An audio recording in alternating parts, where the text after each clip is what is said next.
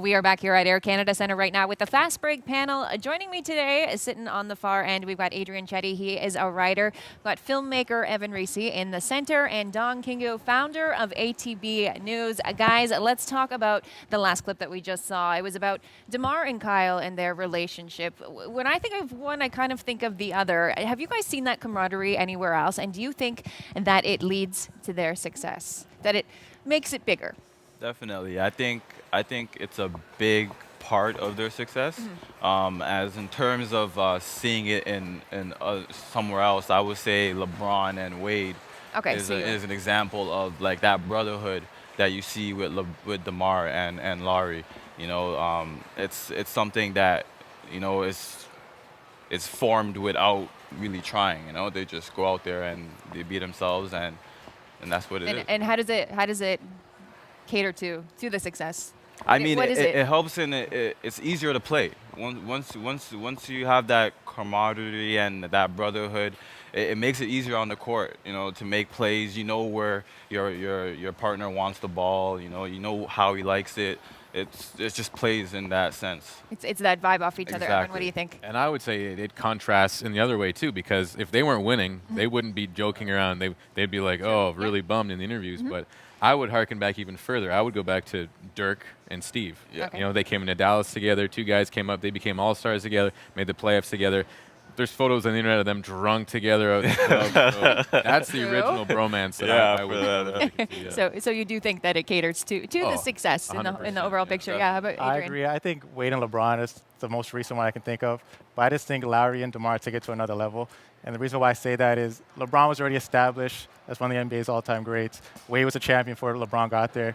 But Larry and DeMar came together in Toronto and got better every year together. And because of that, the Raptors got better. And I think when you start building something with somebody, your relationship gets a lot more closer than as just coming together and just doing whatever, right? Right. And they're fun to watch. They're fun to watch, both off and on the court. And somebody else that's fun to watch this season is fellow Canadian, Andrew Wiggins. He's putting on quite a show this season.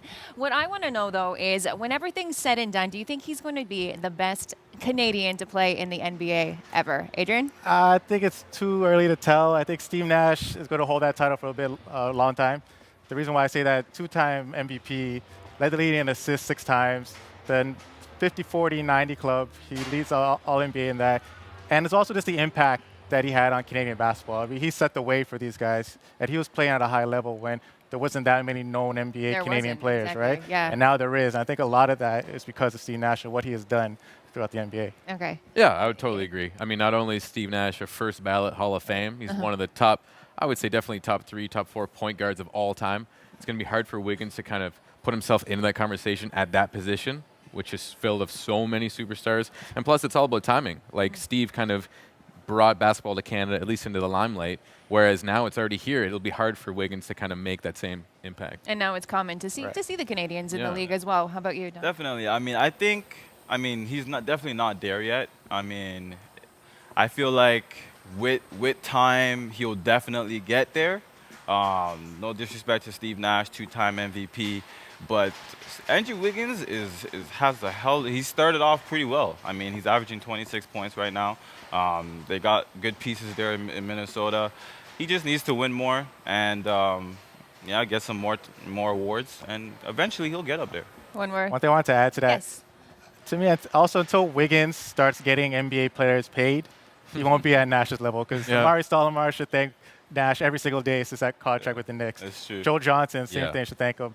D'Antoni, every year he has a bad year with the team. I would try going to a better team. I would say players played and playoffs. Right. That'll start low. Contribute. Make the playoffs. Make the playoffs. Wiggins has a little ways to go. Yeah, he has ways to go, but I feel like he's on the right track. Yeah, I know. I said He's he's had an exciting run so far this He's season. balling. It just needs to translate into W's. Yeah. There we go. Well, we'll see what happens. Guys, thank you so much for helping me close up the show today. And thank you guys for tuning in this week on Fast Break. We will be back. And next week, we've got more great basketball stories from not only here in the GTA, but right across the NBA. I'm Kat Stefankovich. We'll see you soon.